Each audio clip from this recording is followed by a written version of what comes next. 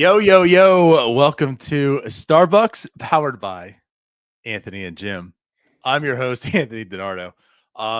We're not powered by too many things right now. My mic is out, as you can see, if you're watching this live on YouTube. Hopefully I'm going to get that fixed here shortly. Not sure what's going on. So bear with me, and then you'll get to see my wonderful face here soon. But before that happens, hi, Jim. How you doing? Good morning. Good morning. Maybe. Yeah, I don't know what's going on with your camera, but we can at least hear you. So I guess that's the more important piece. That's debatable. But at any rate, yeah, you can hear me. No, it's a good morning. It's Monday. It is a week before the winter meetings, Jim. And I'm kind of excited about that. Now, you and I will be in Dallas, actually, for the winter meetings. We get in next Saturday. I should say this Saturday, actually. We get in this Saturday. Nola Jeffy says, this is the best I've ever looked. So, yeah, we get in this Saturday. We leave the, next Thursday. And like I said, the winter meetings start this upcoming Monday. So, I'm excited. I mean, this offseason's, it's typical, I guess, of MLB, and that's MLB. It's been relatively slow, and usually the offseason kicks up during the winter meeting. So that's what I'm excited for. I'm excited that maybe something's going to happen. It's going to spark things to happen, and things are going to fall through, and even the Pittsburgh Pirates getting in some of the action. I feel like it's been not as slow as a couple years past. I mean, we've had, especially after last night with Frankie Montas signing late last night. Right. 1, 2, 3, 4, 5 contracts already signed now, where the average annual value was over $15 million. So there's some stuff going on. Yeah, that's encouraging. I guess let's put it this way. Thank you, LA. Yeah. The Dodgers and the Angels, they're basically just carrying the offseason so far. Right. Yeah. What do you think about Frankie Montas? That deal. Interesting. Good for him. Yeah. Higher than I think people were expecting. That came out last night. 2 years, $34 million, signing with the Mets. MLB Trade Rumors, I think, estimated him at 2 years, $22 million. Mm-hmm. Fangraphs had him at 2 years, 26, I think. So somewhere in that area. But yeah, I mean, you're looking at Scott Boras has been busy because Montas, Boras client, Kikuchi, Boras client, Snell, Boras client, Austin Hedges, Boras client. So yeah, there's been quite a bit of movement, and he's been outperforming his guys' projections so far. So a good offseason so far if you are a Scott Boras client. Yeah, we've definitely talked about him in the sense of like he is a good agent. He gets his clients money typically, and he had a rough offseason last year, and I feel a lot of it was because of waiting. So this year he's kind of quick on the draw, scooping up these contracts, and his clients are doing pretty damn well. So he's kind of turned that around. But before we go any further here, this Thanksgiving holiday, why not head to the world's most trusted betting platform and your number one source for online betting, BetOnline. From the earliest odds to in-game live betting, BetOnline provides you with constant, real-time odds in action and the ability to watch the games as they happen. With the largest selection of odds on everything from football, NBA and college basketball, NHL to UFC and boxing, head to the website today to see why BetOnline is America's most trusted site for online wagering. BetOnline, the game starts here. So yeah, big Big offseason so far by Scott Boras. Not the biggest fish yet, that's for sure. Juan Soto still hanging out there. Jim, what do you think of the odds are that we are going to witness in Dallas Juan Soto choose a team? I'd say it's like 25% chances. Boo. Soto signs in the next week. It's not why we're going. Yeah.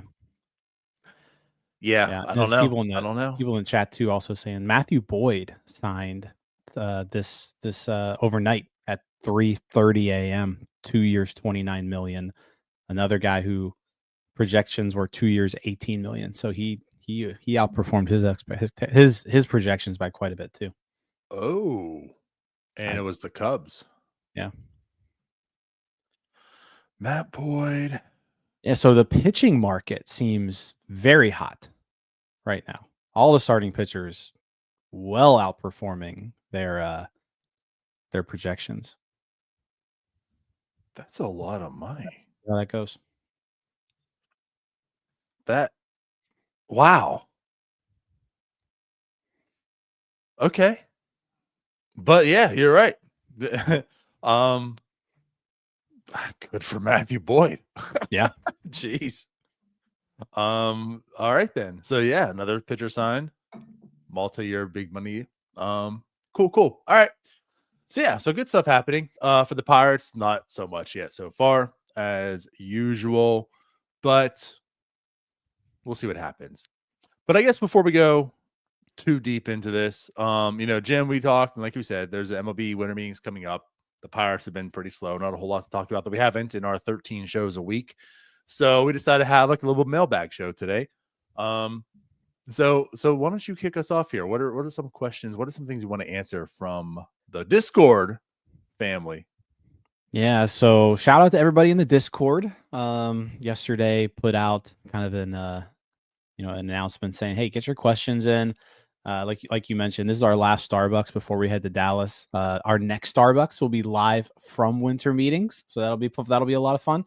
But yeah, let's get some questions in just this final week before Winter Meetings. Here's a pretty good one. We'll start off with this. This is from ZTH Man 22. He asks, who do you think will progress the most for 2025? On top of that, who do you think will regress the most for 2025? And this is both hitting and pitching. So who's gonna take the biggest step forward this next season? Who's gonna take the biggest step back? All right. So the thing about this question, it's in the sense where like this player, can he really get any worse? And even if he's bad, it could end up being the biggest progression this team sees. And like, I want to say Henry Davis, because like it has to be, right? Because if it's not, like if he is not the answer to this question, which I guess theoretically it also could be like say O'Neal Cruz takes this huge monster step, becomes like the superstar, like that could easily be the answer too. But like if Henry Davis is a 0 WAR player, that could be the answer to this question still, So, and like, again, the talent that he has, maybe all this stuff goes behind him. Like, I just like he has to take the next step forward if he's going to be anything of an asset to this ball club. So like, again, to me, the answer has to be Henry Davis. And I'm not saying that he's going to be like a star type player, but like he could even be an average player, and he obliterates this question. What are your thoughts? Yeah, I mean, I think Henry Davis, like you mentioned, he can't get worse, right? I don't think it's possible for Henry Davis to have a worse season than what he did last year. I think you could probably say the same about like Jack Sawinski. Like those are two guys where you almost have to hope that they progress, because if they don't, like that just means they're bad. That just means they're bad baseball players. So yeah, those two make sense. I was gonna go. I mean, since you went the hitter route, I'll go the pitcher route. Someone who I liked what I saw out of him at times in kind of in spurts last year. He did finish the year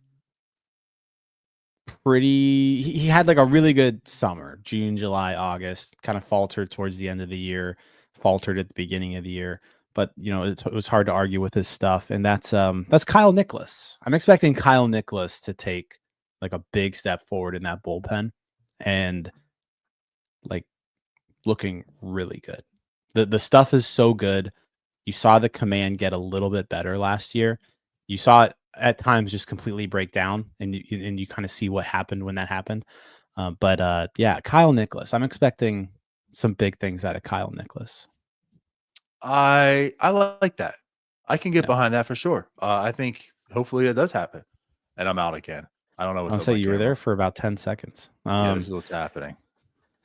Now, the other side of the table, like who regresses the most, I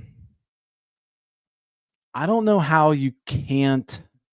And don't get me wrong, I like this guy. I think he's a very useful piece in any team's rotation or pitching staff. But I find it hard for Luis Ortiz to not regress a little bit. I think he pitched great last year, but it was almost too good. So I guess if I'm expecting someone to like take a step back, it's Luis Ortiz. Okay. Well, I'll say this: since you went that direction, I'll go another direction as well. And it's almost like it's almost the same in the sense like it's not a knock on him. It's not that I think he's going to be bad, but if we're going to say some regression here, I'll go with Joey Bart. And again, like it's not to say like he's going to be bad, but 121 weighted runs created plus. Like if he sits around league average next year, I wouldn't be shocked. Some of the metrics kind of say like there's a little bit of aggression there. He played a little over his head, and plate appearances are limited, right? So I'll say this: like, there's going to be some regression with Joey Bart, but again, doesn't mean that he can't be a capable player by all means. Because Luis Ortiz, I can see like Billy Falter, of course, also being subject to this, but yeah, I'll go hitter side with you and say Joey Bart. Yeah, Bart's a good one. Right now, Zip's projections aren't out, but Steamer has Bart projected at a 93 weighted runs created plus. So that's about. I mean, it's a pretty significant drop. Still a useful. Like if your catcher is hitting below league average, like you're still very much a valuable player. But Right. yeah, Steamer projecting Joey Bart at 93 weighted runs created plus. Steamer projecting Luis Ortiz at a 4.53 ERA, which would be like a 1.2 ERA jump on him. So yeah, I think those are both candidates to, like I said, not necessarily take such a step back that they're not useful players anymore, but just I think both of them pitched or hit a little bit over their heads last year, and to not expect a little bit of regression from either of them, I think that's fair. Yeah, that's where I'm at. Cool. All right, so that was our first question off the board. Let's get into some like off-season stuff. Brian asks, who plays first base for the Pirates this season? Like who's the Pirates opening day first baseman? Let's make our projection.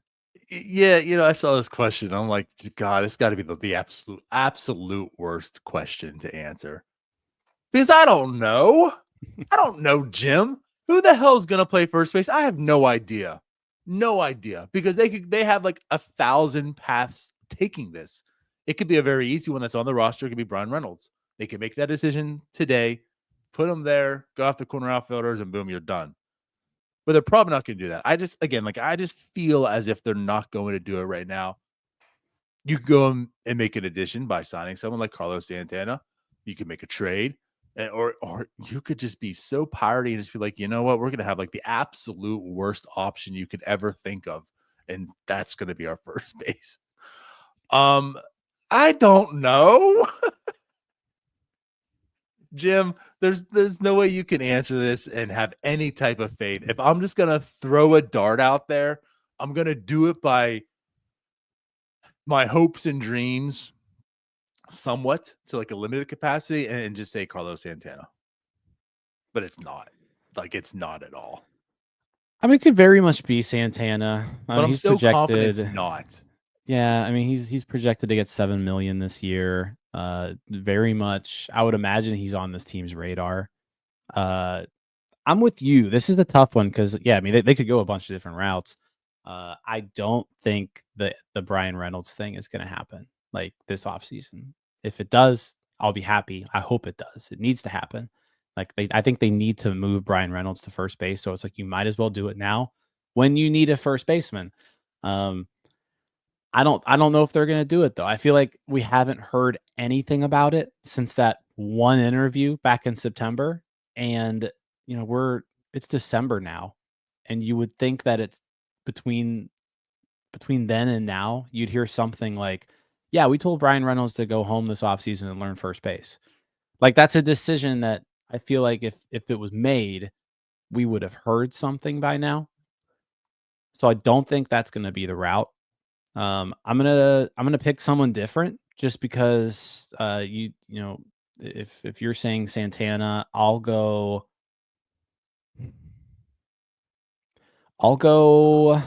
That face says it all. No confidence. Yeah. This is the least confident I've ever seen Jim Rosati. Man, I'll go Justin Turner. Wow. Okay. There was a little bit of chatter last year about Justin Turner. I think he did an interview where he was like, "I like Pittsburgh. I'd love to play in Pittsburgh," and then a bunch of people ran with that quote. So yeah, I'll say 40-year-old Justin Turner, and he's coming off a pretty decent season. 117 weighted runs created plus.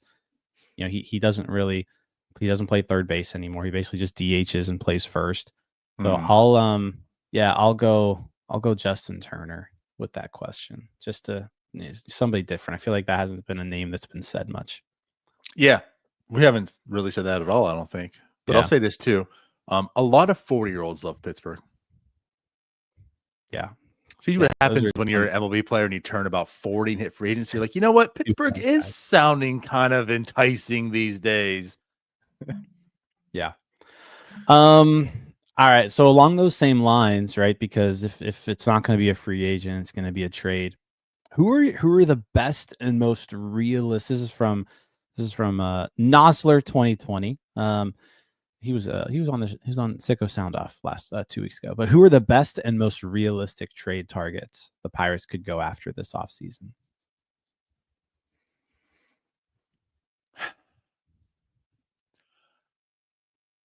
What's kind of funny and ironic is this also answers the previous question. Yeah. Like I think Josh Naylor is a very realistic candidate. I mean, it fills into first base.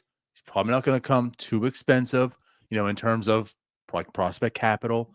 And like, again, like how you're talking and framing about Brian Reynolds, like you don't think it happens this offseason. I don't either. Just a gut feeling. So like you want to have something that's going to bridge when that does happen. So is that going to be next year, the year after, or whatever? Like I feel like first base is more of a bridge. Which again, like no one, like the Pirates are going out and probably signing like Christian Walker for a 5-year deal. Like they're not going out there signing a big contract anyways, right? And again, like the likelihood is maybe they're not signing or trading for someone with a lot of control. So like a Josh Naylor does make a lot of sense to me as well. So like if for a trade candidate, I'm going to go with Naylor. I'm going to also go the first base route. I think this is a position where there's a few names out there from teams who have already expressed interest of shedding salary or something like that. So in Cleveland, for sure, like is Cleveland going to pay Josh Naylor in his last year of arbitration, or are they going to try to get something for him before he walks away? The Texas Rangers, another team who have expressed a little bit of interest in shedding some payroll. And this isn't a super expensive guy, but he made $7.5 million last year in arbitration. He's probably going to make more. He's going to make more than that this year, 9-10 million. But he's pretty good. I'm going to say Nathaniel Lowe from Texas is a guy who I would love to acquire. Yeah, he's got 2 years of service time remaining, and he's really done nothing but hit pretty well for quite some time now. He doesn't have the most power in the world when it comes to a first baseman, but it's good enough. Like, he's slugged over 400 every single year he's been in the majors. He's slugged over 490 one season. He's topped out at 27 homers. He's a lefty, so he fits that mold if you're looking for a lefty bat there at first base. His WAR just over the last 4 seasons, 2 WAR, 3.1, 2.7, 2.8. That's better than any Pirates first baseman that I can remember us having, I think, ever. Like, it's been a bit since we've had a 2.5 WAR first baseman.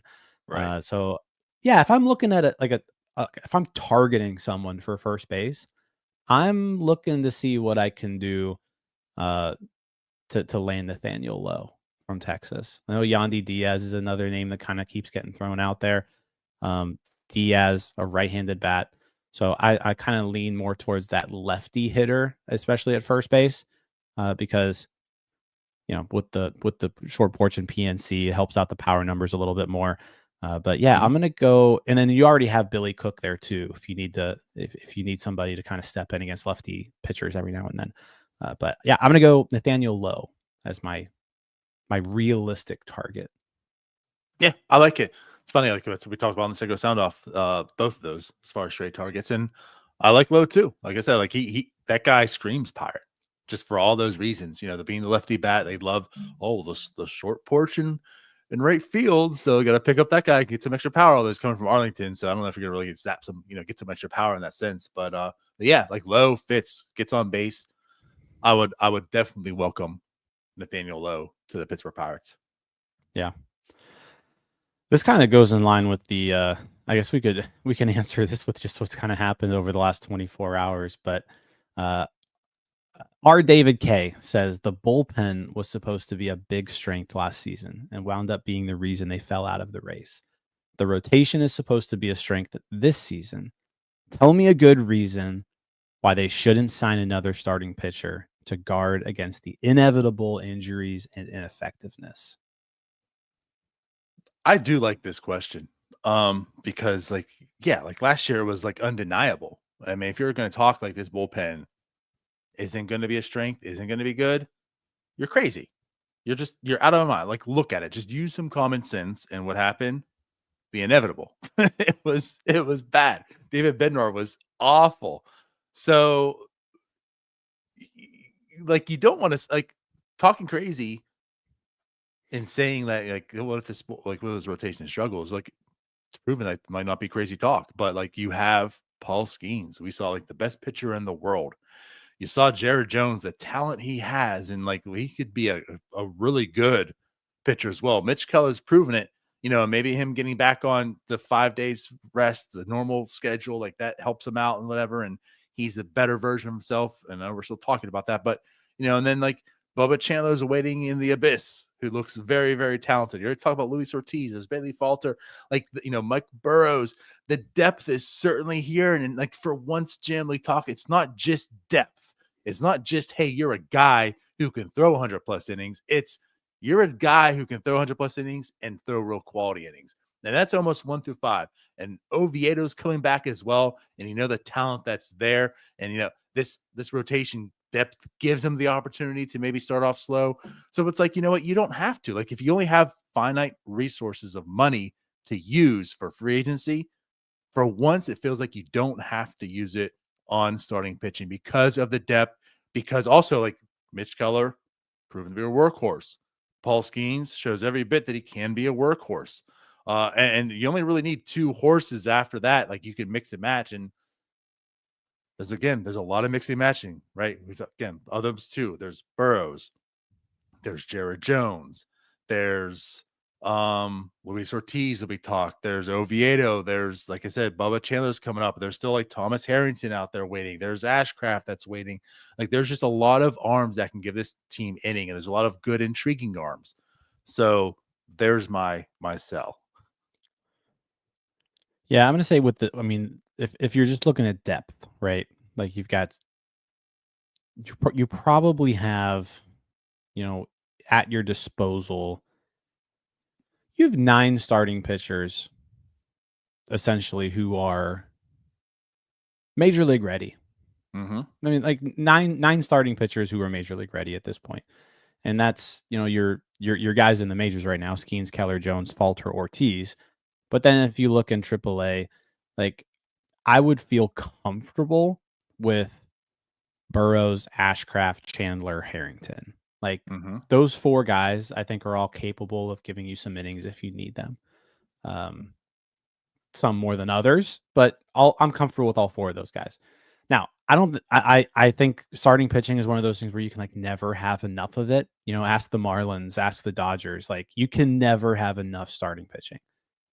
So if you want to talk me into bringing in another veteran starting pitcher, like I could probably be talked into that. With that being said, limited resources this team has, and if you're dealing with a position that you've got 9 competent arms at, and you're seeing players like Matthew Boyd, who hasn't pitched more than 78 innings in the season That's a good since call right there. 2019. Like it's been 5 years since Matthew Boyd has pitched more than 79 innings. Last year he pitched less than 40 innings, and someone just gave him 2 years. So just gave him 2 years, $29 million. Yeah. If that's the price of starting pitching, and I mean Matthew Boyd isn't amazing by any means, but he's a competent starting pitcher. But like if you're looking at just like a competent arm, it's gonna cost you. I mean, look what Martin Perez last year was. What, $8 million, $9 million? Mm-hmm.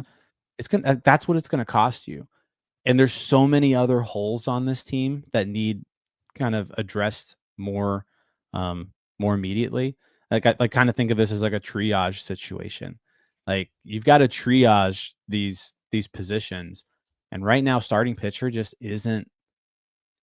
It's not a priority right now for this team. Your priorities are, depending on what you do with Brian Reynolds, it's going to be corner outfielder, corner infielder.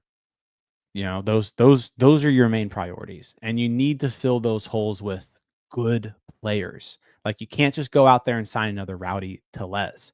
You can't just go out there and sign another Michael A. Taylor for your outfield. Like you need good players, because without plugging good players into those positions, you're right back where you were last year, and you have a 75-win team again. Like you need to bring in good players, and I think if you bring in a competent starting pitcher for depth, you're just taking away from that. I agree. Now, this was to sell me on them not. I think what's probably going to happen was wise is they're going to trade off some of those assets that we talked about for some pieces, and therefore you'll end up signing someone. Again, there's the answer of why they could not sign a starting pitcher. But I think what makes sense is like if you trade Luis Ortiz and maybe an Ashcraft, something like that, like you're down those 2 pitchers. And that gets you something that's really controllable for those pieces that you mentioned that you need to get, right? So instead of paying $20-30 million, 40, 50, who knows how high that'll go. Not much higher than that, I'm sure. For free agency, like you can get something cost controlled, and then you're paying for a back end starting pitcher to fill in there. Because again, you don't really need the talent so much, as we mentioned with those 7 pitchers still. So yeah, there's my thought. Back to the Matthew Boyd thing again, just like it's just crazy to think of, but like Seth Lugo's out there getting these deals, and you're basically giving Matthew Boyd like Seth Lugo money. That's just kind of crazy to me. Yeah, it's a lot. It's a lot for Matthew Boyd. Anyways, like Yeah. that's just all right, Cubs. Yeah. All right. Yeah. But yeah, so there's that. All right. Next question. Henry Davis or Andy Rodriguez? Man, do I hate this question? Like, I feel like you just have to say Andy almost for the unknown. I think Andy's the safe pick here. Like, Yeah. I think if it depends on kind of what this question is, right? Like if I had to bet on somebody right now to have say a 6+ year major league career. I think Endy Rodriguez is the better bet, just because he can play catcher. He doesn't even really have to hit that well, but if he can just be semi-competent at the plate and play catcher, you're a major leaguer, right? Henry Davis at this point has shown he's not the best catcher. He can't hit at all. So yeah, there's definitely some risk there. But if the question is like, hey, who's got the most upside? I still think Henry Davis has the most upside there, just because of the power potential. So I'm gonna go. I guess just to be different than you, and because I can't say no to a fellow Louisville alum, I'm gonna go Henry Davis. But I think You're Endy lucky you can't see Rodriguez my is face right now. Endy's definitely the safe pick here. Yeah, that's where I'm at. Like, if you had two mystery boxes, and one is a complete mystery, you don't know what's inside of it, and one is, I don't know, a snapping turtle. Like, the snapping turtle, is, it's bitten you a few times. That's Henry Davis. I mean, again, like, it's not been good so far. And again, you're hoping it's turning around, and that you have potential there. But the unknown of Endy is kind of more intriguing at this point in time. He could be awful too, but maybe he's just not awful like Henry Davis has been. So that's just where I'm at also. But I also kind of factor in the fact too that I feel like he's certainly a more capable defender behind the plate, so that helps him out also. And just like the position flexibility, like he can play first base.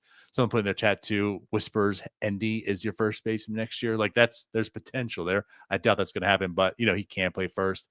He's played second before, so again, like the Varsho kind of look to him, like he's not just a catcher, he can play everywhere else. That I'm going to go with Endy in that sense. We touched on this a little bit before too. Do you think we trade from our starting pitching depth to upgrade the lineup? And if so, who is it that's traded away? Yeah, I think you absolutely have to. Again, it's just, this was from Logan V1122, by the way. It almost seems inevitable. This team has a lot of holes. There's a lot of upgrades that need to happen to make this a competent offense. So when we were discussing how there's 9 intriguing arms, like there's true depth. You know what? Maybe you can't afford, like the Dodgers, right? Like, you can't afford the depth. You can't sit here and say, you know what, we're going to make sure we have all the starting pitching depth, because if something happens, we can go and plug and play and still have a competent rotation to get us through the season and have our horses in the postseason. Like, the Pirates can't afford that. It's a luxury that they can't have this point in time. They're going to need to deal it so that way they can upgrade all these positions with the finite amount of money they have. They don't have $1 billion to defer out there and get a Hall of Fame lineup to do so. So they're going to have to deal with their strength to get their weaknesses improved upon. Who? I honestly think Luis Ortiz just makes a ton of sense also. Like your point, the regression, like he showed he was really capable to pitch in multiple ways last year, which is also enticing because, again, like if he doesn't, it's a sense of, I mean, I think if you're trading for him, you think he's a good enough starter, obviously, but if like he ends up not, he still has value. And I think that makes some sense. Like there's starters out there that if they don't pitch well as a starter, they're useless. Ortiz can absolutely pitch in the bullpen. He can do like a long man. There's a lot of ways you can use him, and he proved that last year. So I think Luis Ortiz makes a lot of sense, and then probably someone like an Ashcraft Harrington, someone like a prospect-ish that you're looking at. Yeah. That's what I think. Yeah, I mean, I think, I've already, one of the answers earlier that I had was I think Ortiz is the biggest regression candidate on that pitching staff. But I think if you're looking to trade somebody, what this offseason has shown us, and there's been some comments already here about this, but starting pitching is expensive. Mm-hmm. And if you can have someone that you can rely on to be in your starting rotation for 3-4 years, who's cost controlled, like that's a valuable asset. And so the Pirates have some valuable assets right now. I don't know exactly how valuable they are right now. Like, I don't know what you could get in like a Luis Ortiz straight up swap. I don't know what the caliber of return is there. I also know that teams don't make baseball trades anymore. Like, that's the toughest part here is I think as fans, we look and we see, oh, well, the Pirates have a bunch of pitching and the Orioles have a bunch of hitting. So let's trade pitching for hitting. But it's like that doesn't happen anymore. Teams just don't trade young major leaguers anymore. Like if you're a major league player and you're cost controlled and you've got 4 to 5 years of service time left, you're not getting traded typically. Like you're a really valuable asset. And it's not even just the small market teams, like it's large market teams too. Like they look at these guys with a ton of value. Baseball trades don't happen much anymore. Like if there is a trade being made, it's someone's buying and someone's selling typically. Like that's what almost every trade is. You just don't see a bunch of need for need trades anymore. Like you saw the the Twins and the Marlins. Like that's like an ideal baseball Royals trade, and Reds, right? That yeah, Royals and Reds just did one. Jonathan India for Brady Singer. The Marlins and Twins when they did your boy Pablo Lopez for Urias. For Luis Urias, right? So that's a baseball trade. Those you see like 1 or 2 of those in off season. So like, can the Pirates be one or 2 of those? I don't know, but that just it doesn't happen often, and it takes a special type of partner to make a trade like that. Because you don't see those types of deals much. But I think Luis Ortiz is probably the most likely guy to get traded. And if you're trading Luis Ortiz, like you need to get a significant bat in return. Whether that's Yandy Diaz, whether that's Nathaniel Lowe, who we just talked about a little bit, that's to be seen. But I mean, you've got to get somebody like that. That's going to be a significant return. Yeah, I agree. I mean, in Diaz, honestly, in both of those guys, like they may not be enough with how valuable starting pitching is. Right. No, for sure. And like Luis Ortiz, he's a free agent in 2029. Like that's a lot of control ahead of him. And you've seen so far, like you saw when he came up, how electric he was. He hasn't had that yet, but like there's talent there. Like there is arm talent. And you saw last year he can actually be good. He could be a pitcher. There's maybe some more to unlock with him, like again, like this is still the early part of his career. And we know starting pitching tends to develop later, right? A lot of times hitters can come out hitting, not to be, saying stupid stuff like that, but for real, like they hit the ground running, they do well, and pitchers tend to sometimes take some time. So, again, like with the way starting pitching market is, with the years of control Luis Ortiz has, I think he makes a lot of sense for everything that you mentioned. And yeah, like baseball trades really don't happen, but I find it's hard. Baseball's hard. And it's hard to have a lot of something, and it's hard to have a lot of something and match up with another team that has a lot of something else that you need. So I think that's just part of it, like we've been talking about, like the Pirates and Orioles should line up nicely. We need hitting. They have tons of it. They need pitching. We have tons of that. Will that happen? We'll find out. But like the Orioles make a whole lot of sense too. They can give up one of their 1,000 hitters, but there you go. Yeah. And you did see it at like a smaller scale last deadline, like Patrick Riley for Billy Cook. Mm-hmm. That was the Pirates dealing from a position of strength and the Orioles dealing from a position of strength, really just swapping prospects. Yeah, so we've seen it with the Pirates and the Orioles here in the last year. It was just at a much smaller scale than I think what we're discussing now. Right. Vinios asks, is Ortiz more valuable than Frankie Montas? And I think right now you have to say yes, right? Like Frankie Montas is going to cost the New York Mets $34 million over the next 2 years.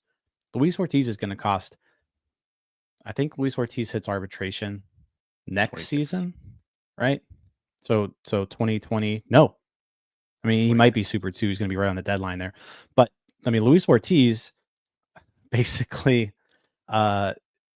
cost controlled for the next 2 years. Like Luis Ortiz is going to cost you $2 million over the next 2 seasons. Frankie Montas is going to cost you 34 million. Yeah. So yeah, Luis Ortiz is a lot more valuable right now. Mm-hmm. All right. Moving on. Here's a kind of a fun one. Frank asks, what's the dumbest offseason signing that you're anticipating? The dumbest.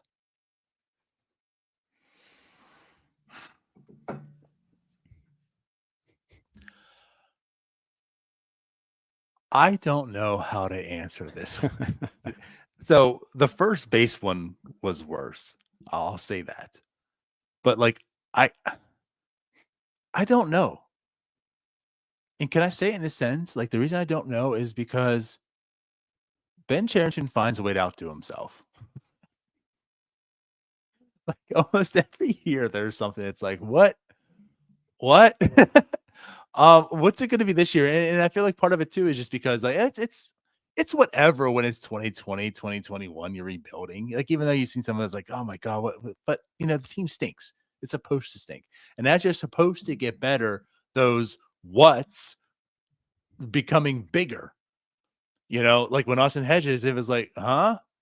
But you know, okay, I can understand the vibes, there's other reasons. All right, I can live with it.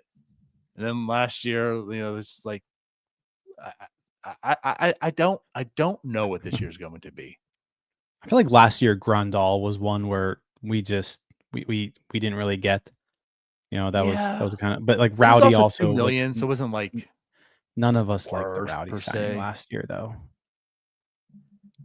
I have an answer for Bingo. this, and actually someone put it in the comments earlier on this show. I am scared to death that the Pirates are going to go ahead and go the route of signing another pitcher just for a little bit of depth.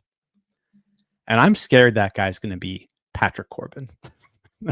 Like, I feel like that fits this mold where the Pirates go out there. They've got 9 starting pitchers already, and they go out and spend like $7 million on Patrick Corbin. I have my answer. But yeah. But also too, like, and this isn't to justify it by any means. It's just an odd thing. But like you're talking about the one Cub who like seemed to like wreck the Pirates, and we found out it didn't really happen for his career. But like Patrick Corbin has always pitched well against the Pirates, it seems. So like, wouldn't it be funny? Like, we're gonna hate it, but like, there's just something oddly there, and he like turns it around. I don't know. I'm with you. No, I know my answer. I know my answer for sure because it ties into all the other things, the needs and such. And Cody's the one that jokingly said it. And I was like, please, dear God, no. And like when he came available as a free agent this year, and it's like, oh, do we kick the tires in this guy? And I was, dear God, please no. It's Anthony Rizzo. Like, dear God, please no. No. Give me all the Michael Scott memes. No, it's Anthony Rizzo for me. If he is a Pittsburgh Pirate, no, that's not your answer for no. Yeah, I don't want Rizzo at all. I mean, it's just been a steady decline for a while now. And he's probably going to be in the Pirates pay range. Like he's probably going to take like a 1-year, $10 million deal somewhere in that area. If it's even 10 million, which is just like way too much money for what he's provided you over the last few years. So no, I get that. All right, let's see. We're 43 minutes in here. Let's wrap up with some winter meetings related questions. So you and I are flying down to Dallas this next weekend. We'll be there Saturday, I believe. Yep. Festivities start officially on Monday, but there's usually some people hanging out around the complex on Sunday as well. But Monday, Tuesday, Wednesday, we'll be there. And a couple winter meetings questions. So OG asks, if you find yourself sharing an elevator in Dallas with Ben Cherington, what will you say to him? So obviously asking him how close we are to signing Juan Soto. because I want to see that reaction out of him. Because you're not, it's listen. I'm not going to ask him anything serious. I'm not really asking him to find out anything. He's not going to tell you anyways. I just want to I want to see his actual response to a Juan Soto question. Like, is it even a smirk and a laugh because like we know that's not happening? I want to see some personality from Ben Cherington. So I'm asking him if we're getting the Juan Soto deal done. That's all. That's a good question. Yeah, because I mean, here's the deal. Like, if you're in public with Ben Cherington, you're not gonna just like publicly scold him, like I would like to at times. But yeah, if you're there, I mean, in the atmosphere, if you've never been to winter meetings, it's a very casual, laid back atmosphere. Like the funny thing about this question is that this is a thing that could 100% happen at winter meetings. Oh, Like that, yeah, like that's the fun part, right? Is I mean, we were there last year, and I can't tell you how many times we brushed shoulders with Ben Cherington, right? Like that's how close you get to these guys while you're there. Like they're everywhere. They're everywhere. They're walking around. You see them meeting with people. You see them having lunch. You see them having coffee. They're all over the place. So like this is 100% an interaction that could actually occur. I like the Juan Soto question. I'd probably lean more towards like Paul Skeen's extension questions. Be like, hey, like, okay. how is this like? Can this be a realistic thing that happens? And if so, how close are we? Like, have we had those talks yet? And just see if you can get anything out of him there. So that's probably where I would go with it. But I like the Juan Soto question too, just to see if he has a pulse. Right. Like, does he answer that jokingly, or does he does he just laugh about it and say like LOL? I don't know. Yeah. So some other ones here too. Who is your this is from Brett. Who's your dream run-in at the winter meetings? Like, who would you want to most run into and actually interview for NS9? Yeah, so another tough one here that literally I slept on, and I don't know if I have also the winter meetings is like I said, it's very casual, and you could literally run into whomever and maybe pull up an interview and such. Um, I'm gonna use this question as kind of like an itinerary too. Like let me talk a little bit about winter meetings. Like Yeah. we have all intentions, like you mentioned, like Saturday we're gonna be doing a Starbucks live there. Monday. I'm sorry, Monday we're gonna be doing a Starbucks live in the morning. And then the Hall of Fame announcement is Tuesday, right? Is that when it was? Sunday. Yeah. I need to look at that itinerary once again. So the Hall of Fame is Sunday. So if the Cobra gets in, there's potential we go live and maybe we talk to someone about that. And every day we'll have a recap like this. So like all the the beat writers that we have on, we'll have on again. Like all the normal people we'll have on that's there. Um, I would like to see who's there and run into like the Fangraphs people, like to actually meet for the first time. A lot of them just the regular, whatever. But the dream too, like I don't know if there's like, oh my god, this would be like the dream interview for the winter meeting setting, if that makes sense. I guess I would really hope and like if Dave Parker gets in, maybe getting someone like Greg Brown on to talk about him. Like that's also not like the dream. So I don't know. Again, like these are terrible answers for me for the mailbag. I don't really have like a dream. I just like I hope that we find someone and the setting is right for whatever reason, and we get them on and we get a good interview or show out of it. Yeah. My answer is Lauren Shahadi. Okay. Lauren I will Shahadi. accept that. That's my dream run-in. There's a couple reasons for that. Mark Cuban. How about that? How about that? I'll say it. We're in Dallas. Yeah. Mark Cuban. You're running into Mark Cuban and you're like, hey, we're a podcast called North Shore 9 covering the Pittsburgh Pirates. And he'll be like, oh, let's talk. Because on BlueSky, I just did a whole thread about Dallas Mavericks content creators. of just randomness. So I support people like you. Let's pull up. There you go. Yeah, I mean, like, hey, maybe we run into Mark Cuban at JB Hammer's question, which is, what is our favorite barbecue in Texas? He says, and why is it Hutchins in McKinney? I'll have to say this. I've never been to Hutchins in McKinney. Maybe that's a place we need to stop by when we're there. But maybe we're out getting barbecue one day and we run into Mark Cuban. Yeah. There it is. Yeah, I actually can't answer this question. It's not an I don't know. It's I can't answer it. But hopefully next Thursday I'll be able to answer that question. Yeah, so I got this question I was trying to answer. And I've got two answers that is tough for me to decide. And I think I've got it. I think I've got my answer. But we are going to be in Dallas. So one of my favorite places in Texas is in Arlington, downtown Arlington, and that's called Hurtado Barbecue.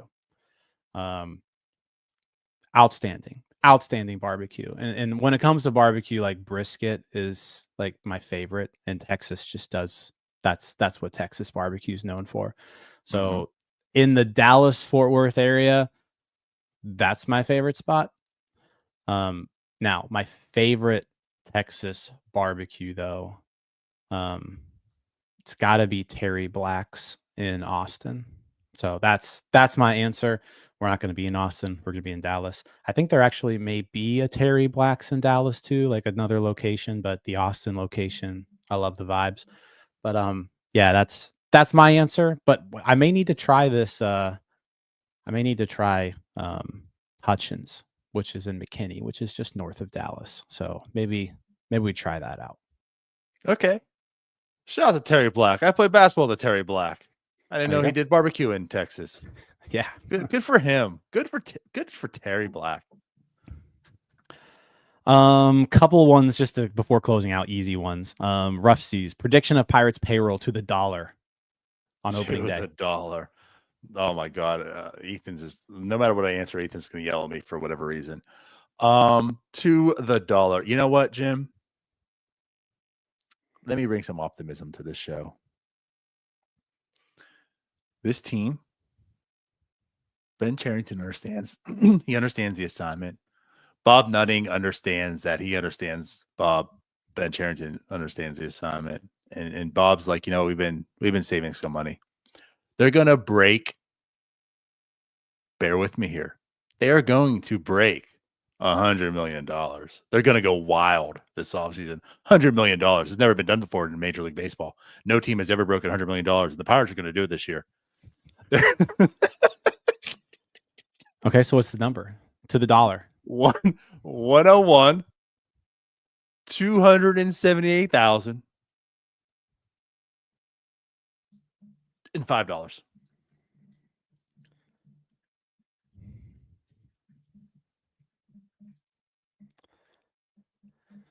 I'm gonna go with 97,348,754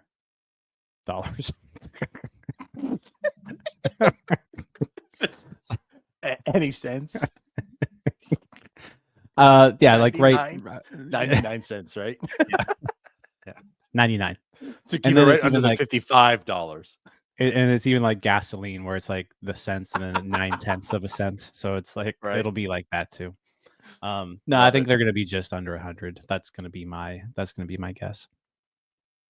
And then the last one here, just to finish up with, see if we can finish on a positive note here from Kyle. Will the Pirates win a playoff series by the year 2030? I have to say yes, right?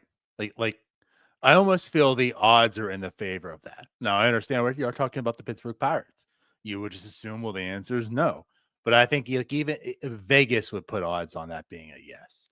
And having a guy like Paul Skeens through a good chunk of those years probably helps. So I'm going to say yes. You gotta believe, Jim. You just gotta believe. I don't believe. Well, you're a loser. I'm 30. I'm 37 years old. I've never seen the Pirates win a playoff series in my life, and I don't expect them to do it now.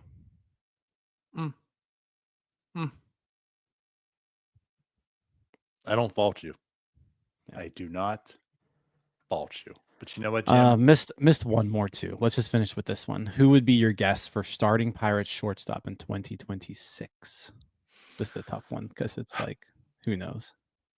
Yeah, that's literally what it is. Who knows? I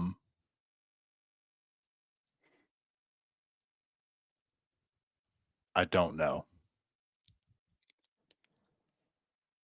The answer is they're not in the organization. Yeah, I'm going to say that too. Like whoever is our starting opening day shortstop is currently not a Pittsburgh Pirate. So let's just go ahead and say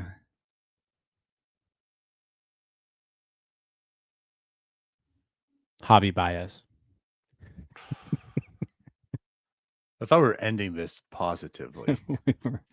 Yeah. That is the worst way you could end this show. Wait, and that answers the other question. What's the signing that?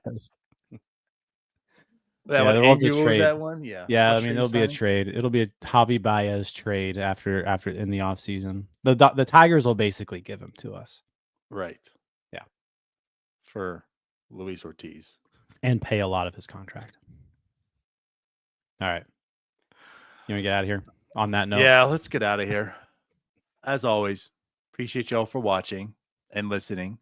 Watching half of us here. Sorry for the camera. Hopefully this isn't a problem in winter meetings. I'll say that much. I'm going to work out and see what's going on with this camera because it's not the battery. But yeah, so we'll be back Wednesday for NS9 Live. We'll be back Friday for Sicko Sound Off. And then it is winter meetings week. So we'll just have tons of content, a lot. Maybe some Q&A sessions.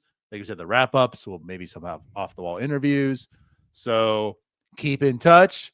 If you want to make sure you hear and watch all those things that are happening, go ahead and subscribe, turn on that bell.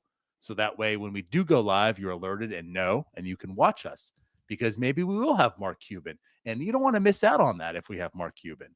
So do all that good stuff. Go ahead and join our Discord as well. That way you can have these fun questions asked and do all the good stuff. And shout out to all the Patreon members. We appreciate you. Yeah, I'm excited for next week. Should be fun. And like you said, we'll have tons of stuff for you guys. For sure. So we'll see you then. Bye-bye. See you guys. All right, that wraps up this episode of North Shore 9. Thanks so much for tuning in. Whether you're listening on the podcast or catching us on YouTube, if you enjoyed the show, please give this video a thumbs up and don't forget to hit that subscribe button if you haven't already. It really helps us grow. And if you're listening on the podcast, a quick review goes a long way in helping others find the show. Plus, be sure to tell a friend about us. There's always room for more here in the NS9 community. And for those looking to support us a little more, consider joining our Patreon, become an MVP member, and get exclusive perks while helping us continue to bring you more of the Pirates content you love. Thanks again for all your support, and let's go Bucks.